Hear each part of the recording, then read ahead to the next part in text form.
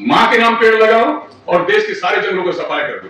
तो भूमि अधिकार आंदोलन आने वाले समय में राज्य राज्य में, जैसे यूपी में बहुत जल्दी हम लोग बड़ा कन्वेंशन बुलाएंगे और लड़ाई का मिलकर, एक एक संगठन में मिलकर, और जिस तरह से हमने ये ऑर्डिनेंस को, मोदी जी का जो ऑर्डिनेंस आया था 2014 के अंदर 4 बार उसको रोका, इसी तरह से किसानों की जमीन हम छीनने की लड़ाई लड़ेंगे। ये प्रेस कॉन्फ्रेंस के माध्यम से हम ये सरकार से फिर एक बार हम अपील भी करते हैं कि आप किसानों का जमीन छीनने से बाज आए। किसानों का जमीन वो 60% को रोजगार देती है। ये सबसे बड़ा उद्योग है, कृषि भी एक उद्योग है, जो चमड़ा उद्योग, चीनी उद्योग, जूट, पटसन, कपास, कपड़ा, अल्कोहल, ये ब्रीवरीज, डेयरीज, ये सबको तो कच्चा माल कौन देता है? हमारा कृषि देती है। तो हमारा कृषि उद्योग को छीनकर 60% लोगों के रोजगार छीनकर हम नहीं होने देंगे।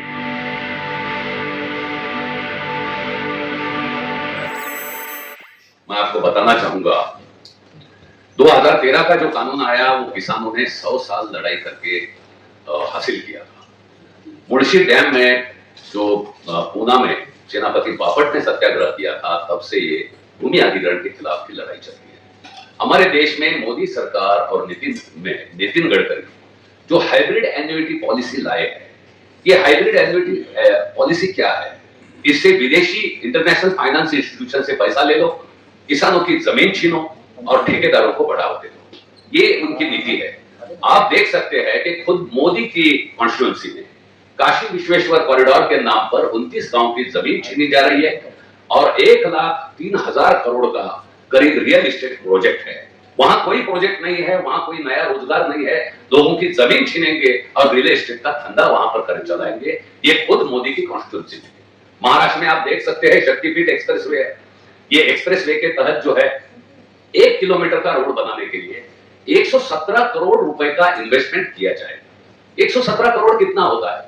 अगर चांदी के रॉड डालेंगे और सोने का मटेरियल भी डालेंगे तो भी 117 करोड़ रुपए 101 किलोमीटर के लिए, उससे भी कम पैसे में हो जाएगा। ये हालत, और इसमें सारे जो सिस्टम है, इसमें सिर्फ जमीन तो किसानों की 8,000 हेक्टेयर से ज्यादा जमीन वहां छीन रहे, और महाराष्ट्र के सारे बड़े इरिगेशन प्रोजेक्ट जो है उसके कैनल्स तोड़े जाएंगे, किसानों को पानी से तोड़ा जाएगा। हम देख सकते हैं कि आने वाले दिनों में एल निनो दिखाई देता है, और ये सारे रोड्स के लिए जितना एक्सकवेशन किया जा रहा है उससे जो एक्वाफर्स में बदलाव हो रहे हैं, पीने के पानी की भी समस्या हर जगह तैयार हो रही है। आप देख सकते हैं कि छत्तीसगढ़ के अंदर खदानों के लिए जमीन हथियाने की बात चल रही है, और जो एफआरए के राइटफुल लोग हैं, जो आदिवासी जिनको एफआरए के अंदर लाभ मिलना चाहिए, जमीन का अधिकार मिलना चाहिए, उनके घर तोड़े जा रहे हैं। कोंडागांव डिस्ट्रिक्ट में छत्तीसगढ़ में घर तोड़े जा रहे हैं। मोदी की कॉन्स्टिट्यूएंसी में ये एक्विजिशन को विरोध करने वालों को हाउस अरेस्ट कर रहे हैं, और महाराष्ट्र में इन सारे लैंड एक्विजिशन के खिलाफ में जन सुरक्षा कानून जैसा अनडेमोक्रेटिक कानून, जो लोगों के आंदोलनों को कुचलने के लिए नया कानून भी अलग अलग किस्म के दमन करने के लिए वहां लाया है। हाइब्रिड एन्युइटी पॉलिसी के तहत आप देख सकते हैं अकेले महाराष्ट्र के अंदर 18,000 करोड़ जमीन किसानों की बिना कोई मुआवजा दिए हुए छीनी जा चुकी है। 60,000 किलोमीटर हाइब्रिड एन्युइटी के रोड्स बने हैं, उसमें 18,000 हेक्टेयर से ज्यादा किसानों की जमीन मुफ्त में लूटी जा रही है। जो 13 का कानून है, ये कानून की साथ बड़ी खिलवाड़ की जा रही है। इस कानून के कुछ क्लॉज जो है वो सभी जगह आप ले लेते हो और बताना चाहते हो कि हमने उसका अमल किया, लेकिन जो प्रोजेक्ट अफेक्टेड की जो डेफिनेशन है वो कहीं पे भी उसका इस्तेमाल नहीं किया जा रहा है। जो आप देख सकते हैं नेशनल एक्सप्रेस हाईवे एक्ट हो, रेलवेज एक्ट हो, रेलवे एक्ट को भी उन्होंने जो 89 का एक्ट था उसको तोड़ा है। उसके अंदर की जो कॉम्पेंसेशन की प्रोविजंस है वो सारी वहां पर खत्म कर दी है। किसी को एम्प्लॉयमेंट रेलवे जमीन अक्वायर करने के बाद नहीं देगा। ये आया है मोदी के कार्यकाल में, 2019 में उन्होंने ये बदलाव किया है। इस एक्ट को बाईपास करके एक अंग्रेजों से भी ज्यादा क्रूर तरीके से किसानों की जमीन पर कब्जा करने की बात हो रही है, और ये कब्जा जो है उसमें सिर्फ इस किस्म के प्रोजेक्ट है, कंप्लीटली नॉनसेंस प्रोजेक्ट है, जो कोई तरीके से साइंटिफिक नहीं है। और उसका लाभार्थी कौन है? अदानी उसका लाभार्थी है। मेग इंजीनियरिंग जो इलेक्ट्रल बॉन्ड्स देता है, ऐसे लोग वहां पर लाभार्थी है। तो ये कारपोरेट सेक्टर को जमीन हथियाने की जो बात हो रही है उसका किसान पूरी ताकत से विरोध करेंगे। खुद बनारस से बड़ा संघर्ष का ऐलान जो है किसान करेंगे और अपनी जमीन के लिए सारी कुर्बानी देने की तैयारी से किसान अपनी लड़ाई आगे करेंगे। धन्यवाद। विकास के नाम पर अमरोहा में बहुत पहले जमीन ली गई थी, कोई इंडस्ट्री, गजरोला में कोई इंडस्ट्री नहीं आई, खाली जमीन पड़ी थी। 1986 में ठाकुरद्वारा में, मुरादाबाद में जमीन ली गई तो खाली पड़ी। नेपा पेपर मिल के लिए जो जमीन ली थी उसको उठा के फिर बिरला को दिया था, बिरला की भी कोई कारखाना नहीं लगाया। तो ये रियल एस्टेट धंधा हो रहा है, इंडस्ट्री बंद हो रही है, मार्केट क्राइसिस है विश्व भर में, जिस तरह से आप देख रहे हैं अमेरिका किस तरह से ईरान में, वेनेजुएला में, तो ये मार्केट क्राइसिस है। मार्केट क्राइसिस में वो अब किसानों से जमीन छीनकर और टॉप 10, टॉप 1, एशिया 1 वो बनना चाहते हैं। हम हरगिज ये नहीं होंगे, हमारे फॉरेस्ट का राइट भी वो छीन रहे हैं। निकोबार का है, अरावली का हुआ, पूरा देश उबल पड़ा, लेकिन वो अरावली का मामला भी अभी ठंडा नहीं हुआ, ठंडा नहीं हुआ है सारा देश में।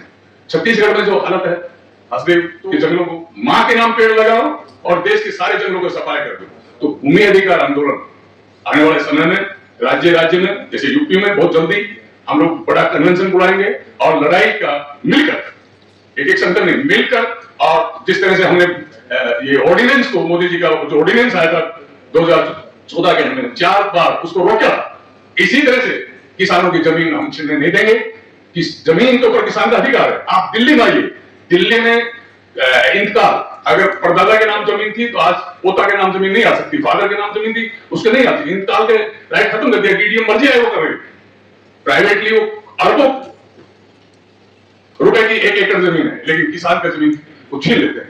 तो ये लड़ाई का केंद्र दिल्ली भी बनेगा, यूपी भी बनेगा। हरियाणा में 35,000 एकड़ जमीन पीछे छीनने की कोशिश हुई थी, एक कतरा भी किसानों ने नहीं दिया, लड़ाई लड़ रहे हैं। तो हम लड़ाई लड़ेंगे।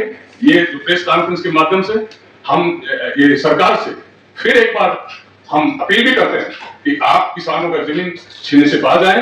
किसानों का जमीन वो 60% को रोजगार देती है, ये सबसे बड़ा उद्योग है। कृषि भी एक उद्योग है, जो चमड़ा उद्योग, चीनी उद्योग, जूट, पटसन, कपास, कपड़ा, अल्कोहल, ये ब्रीवरीज, डेयरीज, ये सबको तो कच्चा माल कौन देता है? हमारा कृषि देती है। तो हमारे कृषि उद्योग को छीनकर 60% लोगों के रोजगार छीनकर हम नहीं होने देंगे। Thank you. और जब इसने इसको अनाउंस कर दिया कि ये प्रधानमंत्री का जो है कैंडिडेट है और प्रधानमंत्री इसको बीजेपी बनाने जा रही है, ये जगह जगह घूम रहा, कहीं एक एमपी था उसके पास भी गया और जाके कहा कि देखिए हिंदुस्तान के जो गरीब हैं, किसान हैं, वो देखिए सब दुखी हैं और इस कांग्रेस ने पूरा जो है पूरे साथ चौपट कर दिया। मैं आऊंगा, मैं प्रधानमंत्री बनूंगा, अच्छे दिन लाऊंगा।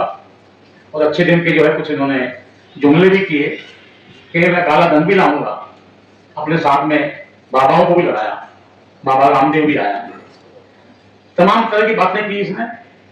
और कहा कि देखिए कृषि के ऊपर पहली बात तो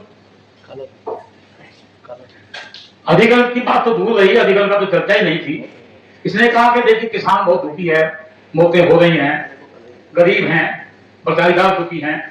मैं आऊंगा तो स्वामीनाथन की रिपोर्ट जो 2006 में जो कांग्रेस ने जो करवाई थी, कहते वो लागू नहीं की, मैं 100 दिन के अंदर उसको लागू करूंगा। तो किया क्या उसने? आकर के भूमि अधिगम का जो है अध्यादेश लेके आ गया।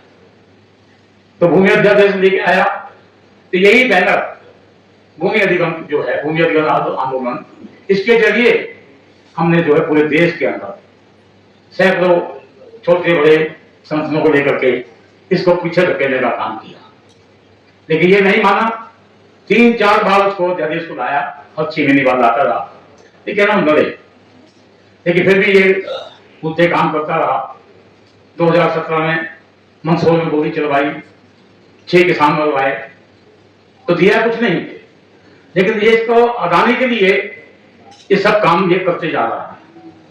आगे आते गए, कभी कहता है मैं 2022 में किसानों की आमदनी दोगुनी कर दूंगा, लेकिन बीच में क्या 3 काले कानून आया, 3 काले कानून आया, एसकेएम बना और एसकेएम ने जो है इसको झुकाया। इसने कहा कि मैं किसानों को समझा नहीं पाया और इसने वो जो कानून बने थे तीनों वो वापस लिए। आज आपके सामने ये लड़ाई फिर शुरू होगी। इसने जैसे धारा 370 हटाई, JNK में ये कोई ऐसा काम नहीं है कि जो दो तरह की बातें हुई थी, ये नहीं था। अदानी के लिए सारे काम किए जा रहे हैं ताकि वहां कोई जमीन अदानी को सौंप दी जाए। आज निकोबार को ले लीजिए, प्राकृति के साथ बहुत बड़ा छेड़छाड़ हो रहा है। 1.5 करोड़ पेड़ काटे जाएंगे, प्राकृतिक और जमीन हड़पी जाएगी। कहां जाएंगे गरीब को? लेकिन उसको इससे कोई मतलब नहीं। अभी शासन ने बताया सभी प्रदेशों में सड़कों के जरिए या हवाई अड्डों के जरिए जमीन को बेदखल किया जा रहा है। आपको मैं थोड़ा पीछे ले जाना चाहता हूं। कोविड के टाइम में किसने देश को बचाया? अदानी ने। किसानों ने देश को बचाया। वो किसान जो थे कोविड के टाइम रात दिन खेतों में गए और यहाँ की जीडीपी को जो संभाल के रखा, यही किसान थे। और आज वही किसानों के साथ वो जो है धोखा कर रहे हैं। तो साथियों, आपसे हमारी ये एक रिक्वेस्ट है, गुजारिश है कि कोई बात गरीब और अमीर की नहीं है, यहाँ के आम लोगों की बात है। आम लोगों को जो है बचाने का काम आपको करना चाहिए। और सारा मीडिया जो उसने अपने पक्ष में किया हुआ है, उसको भी आपको धक्का पे आते हुए इस आवाज को, इस भूमि अधिग्रहण की आवाज को उठाइए। और इसको लेकर के हम शुरुआत जो है यही बैनर तो फिर आगे आया। अब बनारस में जो है एक हम जो है राज्य स्तरीय इसके कन्वेंशन करके हम इसको और आगे बढ़ाएंगे। और सभी जगह निकोबार हो, उड़ीसा हो, हरियाणा हो, पंजाब हो, देश इस समय उभर रहा है। देश जो है दूसरी लड़ाई की तरफ जा रहा है। ये लड़ाई होगी। मुझे लगता है शायद ये मुझे किसानों का जो आंदोलन हुआ था उससे भी बड़ी। तो इसलिए आज हम आपके बीच में आए हैं। हमारे साथ में और साथी बैठे हैं, उससे पीछे मतलब जूम पे भी हैं।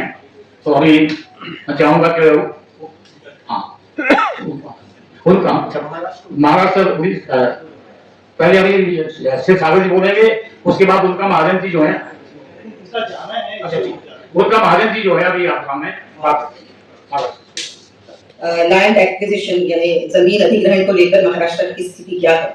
मैं खुद कोंकण रीजन जो है महाराष्ट्र का, वहाँ के रायगढ़ जिले से हूँ। कोंकण में तो बहुत सारी परियोजनाएं अभी आ रही है। 4 न्यूक्लियर प्रोजेक्ट्स जो है वो घोषित किए जा चुके हैं। इंडस्ट्रीज का एक्सपेंशन जारी है। अब पहली मुंबई तो थी, नई मुंबई भी बनी, अब तीसरी मुंबई बनने जा रही है। और उस तीसरी मुंबई में रायगढ़ जिले के 6 तहसील से लगभग 198 विलेजेस, वहां पर बहुत बड़ी पैमाने पर जमीन अधिग्रहण होने जा रहा है। और ये MMRDA रीजन है जिसके जरिए पहली बार हम सुन रहे होंगे कि किसी शहर को बसाने के लिए वहां जो ऑलरेडी जहां पहले से मौजूदा लोग हैं उनको विस्थापित करते हुए ये शहर बसाए जाएंगे। तो किसानों को वहां से हटाया जाएगा, मजदूरों को हटाया जाएगा, जो वहां से लोग हैं उन सबकी जमीनें इसमें अधिग्रहण की जाती है। इस तरह का शहर और जिसको स्मार्ट सिटीज कहते हैं, ऐसे बसाना कभी भी इतिहास में भी हमने नहीं सुना था, ये पहली बार। गेल पाइपलाइन में गैस पाइपलाइन के लिए बड़ा अधिग्रहण हो रहा है। डैम्स, क्योंकि शहरों की आबादी बढ़ रही है, पानी की और ऊर्जा की समस्या है, उसके लिए और बांध बनाए जा रहे हैं। और जो बांध है एक ही अकेले मुंबई के लिए 14 बांधों का पानी आता है मुंबई में। उसकी हाइट बढ़ाने की प्रक्रिया जारी है।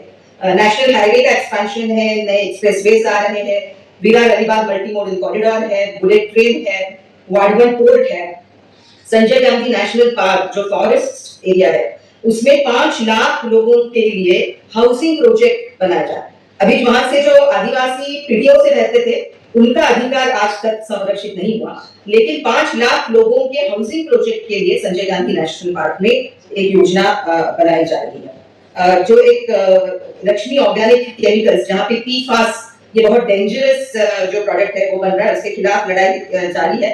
लेकिन जिस तरह से कानून की का एक पूरा कॉन्टेक्स्ट वहां पे लाया जाता है उसमें जबरदस्ती है और उस जबरदस्ती के कारण किसानों को वो जमीन देनी पड़ती है।